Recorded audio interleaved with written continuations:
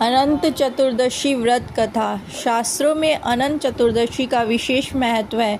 वही पंचांग के अनुसार हर साल अनंत चतुर्दशी का त्यौहार भाद्रपद माह के शुक्ल पक्ष की चतुर्दशी तिथि को मनाया जाता है। वहीं आपको बता दें कि इसे अनंत चौदस भी कहा जाता है।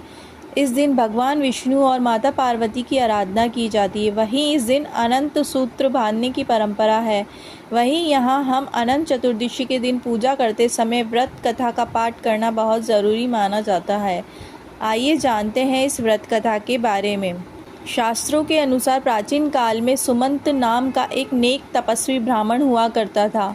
उसकी पत्नी का नाम दीक्षा था। उसकी एक परम सुंदरी धर्मपरायण कन्या थी जिसका नाम सुशीला था। सुशीला जब बड़ी हुई तो उसकी माता दीक्षा की मृत्यु हो गई। पत्नी के मरने के बाद सुमंत ने कर्कशा नामक स्त्री से दूसरा विवाह कर लिया। सुशीला का विवाह ब्राह्मण सुमंत ने कौंडिन्य ऋषि के साथ कर दिया। विदाई में कुछ देने की बात पर कर्कशा ने दामाद को कुछ ईंटें और पत्थरों के टुकड़े बांध कर दे दिए।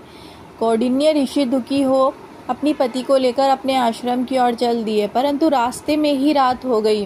वह नदी के तट पर संध्या करने लगे। सुशीला ने देखा वहां पर बहुत सी स्त्रियां सुंदर वस्त्र धारण कर किसी देवता की पूजा कर रही थी। सुशीला के पूछने पर उन्होंने विधि पूर्वक अनंत व्रत की महत्ता बताई। सुशीला ने वहीं उस व्रत का अनुष्ठान किया और 14 गांठों वाला डोरा हाथ में बांधकर ऋषि कौंडिन्य के पास आ गई। कौंडिन्य ने सुशीला से डोरे के बारे में पूछा तो उसने सारी बात बता दी। उन्होंने डोरे को तोड़कर अग्नि में डाल दिया। इससे भगवान अनंत जी का अपमान हुआ। परिणामतः ऋषि कौंडिन्य दुखी रहने लगे।